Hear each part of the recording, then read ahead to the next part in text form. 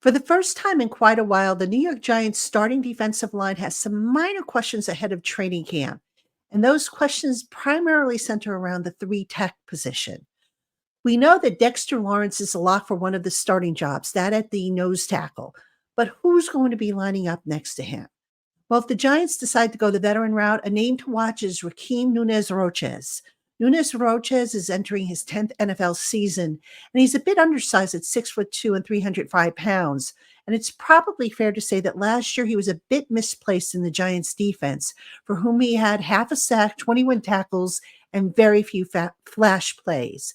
His role was to absorb blocks, but even so, he was handled so much by single blocking and rarely took advantage of gaps to attack.